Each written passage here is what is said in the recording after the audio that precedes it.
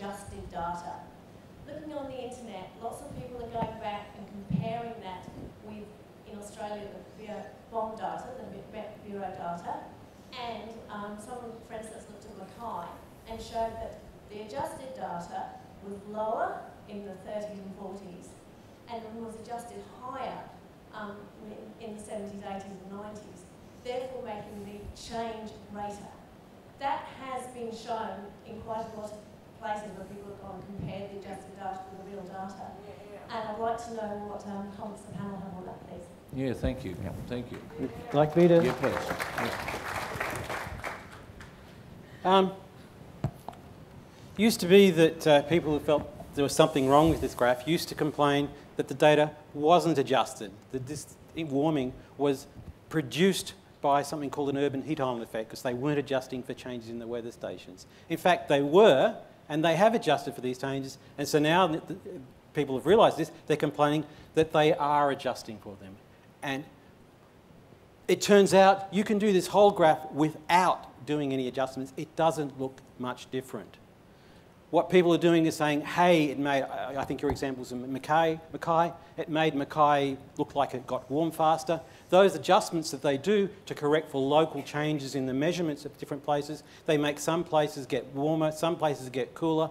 Overall, the effect is not that great. People can look at one particular station and say, oh, there's something funny going on. If you look at them all in total, there's definitely warming going on. Very briefly, yes. And the details of how that adjustment, it's all publicly available. This data set here, this thing produced by NASA, you can, if anyone wants to play around and check their calculations, you can download all the data, you can download all the code. There's a team that have gone, it all checks out. Lord Monckton. Yes, certainly. Anthony Watts has in fact done exactly that checking with 1,200 US stations on the GISS network, which contributes towards that graph. And he has found that the adjusted data have changed between 1999 and 2008 in such a way as to do exactly what the questioner said, to depress the temperature record over those 9 years, going back to the 1930s, and leave the temperature record at this end of the graph the same, thereby artificially increasing the apparent rate of warming over the 20th century.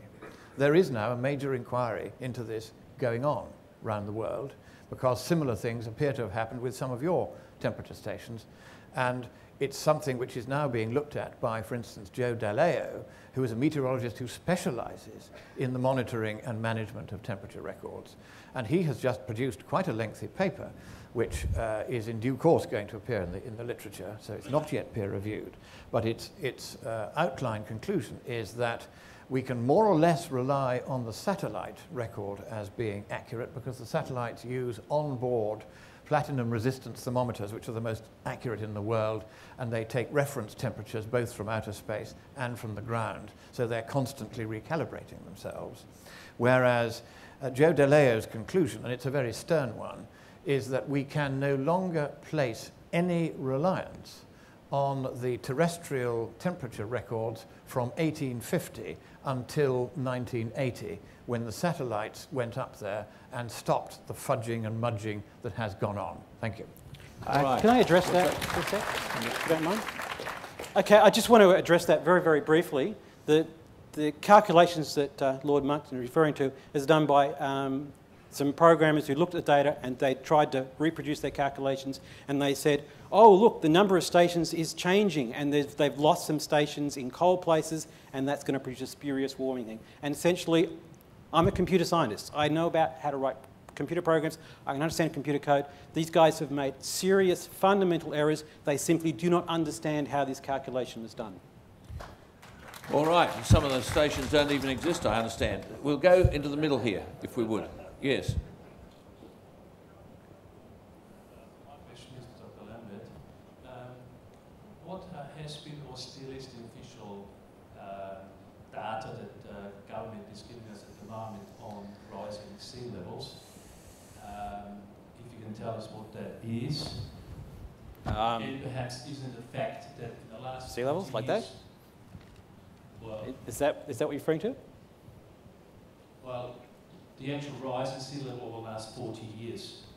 Well, the really best quality records, I don't have the graph for the longer one, but this is since they've been using satellites to measure it. So that's almost 20 years. Okay, that shows what, 30 millimetre, or what does it show? Sorry. It's 3.2 millimetres per year. That's how much that's sea level rise going at the moment. Well, from what I know, and I know it from a very reliable sources that the actual increase of sea level in the last 40 years, it's been documented now and it's been admitted by government through a long history that I can't get into at the moment, has only been 1 centimetre. Well, that's interesting. This graph comes from CSIRO. I think CSIRO do a really, really good job on the science, and I think I'd take their word over yours. Okay, Sorry. We'll go on. Yes, the gentleman here. This is just a question for both the board and Doctor.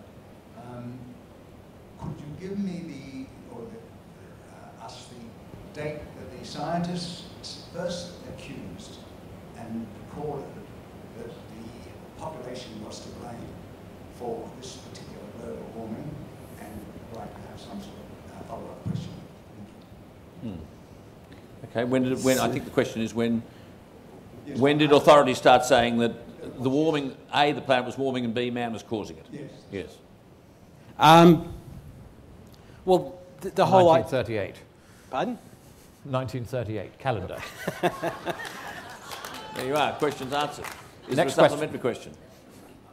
But 1938, yes. when they first started to blame the well, populations, or? but they didn't believe him until there was actually much stronger evidence. So, And so if you were saying the scientist rather than one or two people saying, "Oh, this is happening," and other ones saying, "Oh, no, it's ridiculous. We can't warm the planet," before they all eventually got persuaded by the evidence that it's happening. And it's taken a long time to convince pretty much all the scientists Perhaps that it's I happening can and we're give causing the history here.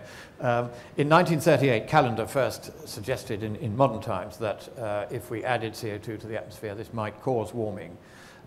This strand of thought was picked up by Roger Revelle in the late 1950s, and he engaged Charles David Keeling, a formidable technician, to use mass spectroscopy on the mountain of Mauna Loa in Hawaii to produce the first accurate measurements of how much CO2 concentration was in the atmosphere.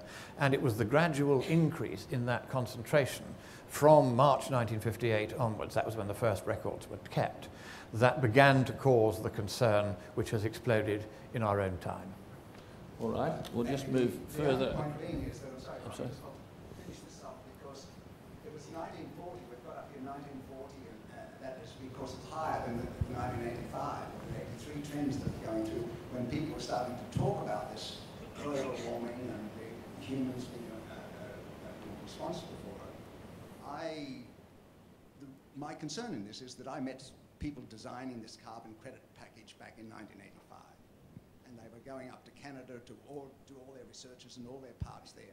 But they were only looking at the carbon credits. They weren't talking about anything about the reason for the global warming. So I was just trying to relate it back to that period, and why weren't the scientists talking about it more so in 1940 than they were from here on from 1985. So you're saying they were more concerned with the money than the science? I'm saying that. Yes, I think that. I think that's quite clear. Thank you.